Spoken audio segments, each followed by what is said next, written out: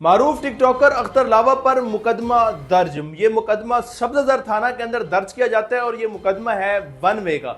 अब होता कोई यूं है कि करीम ब्लॉक से खड़क नाला आने वाली सड़क के ऊपर जो है एक गाड़ी वन वे की खिलाफ वर्जी करते हुए आ रही होती है। अब जैसे ही ट्रैफिक पुलिस उस गाड़ी को रोकती है और रोकने के बाद जैसे ही चालान किया जाता है तो उस गाड़ी में बैठा हुआ शख्स जो है वो पुलिस के साथ जो है वो बदतमीजी करता है, मुबैना तौर पर लड़ने की कोशिश करता है, जिसके बाद फौरी तौर पर पुलिस को तलब कर लिया जाता है। अब जैसे ही पुलिस मौके पर पहुंचती है तो वो शख्स वहां से फरार हो चुका होता है, लेकिन उसका मोबाइल फोन वहीं पर रह जाता है। मोबाइल फोन को देखते हुए तहकीकात करते हुए पता ये चलता है कि ये मोबाइल फोन है मारूफ टिकटॉकर अख्तर लावा का, और उसके बाद मारूफ टिकटॉकर अख्तर लावा के ऊपर जो है मुकदमा दर्ज कर लिया गया है। लेकिन उस वक्त तक अख्तर लावा जो है उस जगह से फरार हो चुके हुए होते हैं और अभी भी तहकीकात जारी है कि क्या ये वाकई में अख्तर लावा ही था या मोबाइल फ़ोन उसका था और शख्स कोई और था। अभी तहकीकात जारी हैं। ये सब्ज़ाजार थाने के अंदर जो है ये तमाम तर जो है ये कार्रवाई हुई है और इसके मुतालिक जो है मजीद कार्रवाई भी अभी जो है वो अमल में लाई जाएगी। अब ये जो करीम ब्लॉक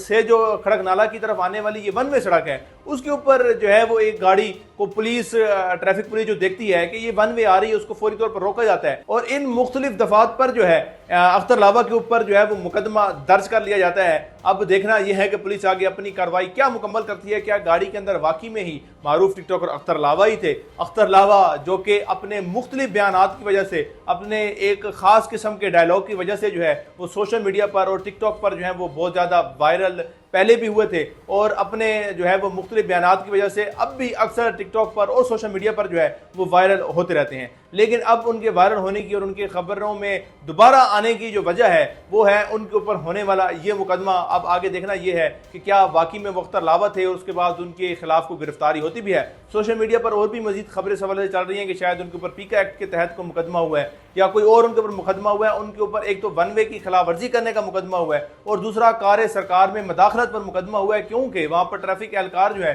वो चलान करने की कोशिश कर रहे थे, लेकिन वो अख्तर लावा या जो भी शख्स गाड़ी में मौजूद था तो वो बार बार पुलिस के साथ बहस और उसको चलान करने से रोकने की कोशिश कर रहा था, जिसके बाद पुलिस को तलब कर लिया जाता है। लेकिन तब तक ये शख्स जो है वहां से फरार हो जाता है।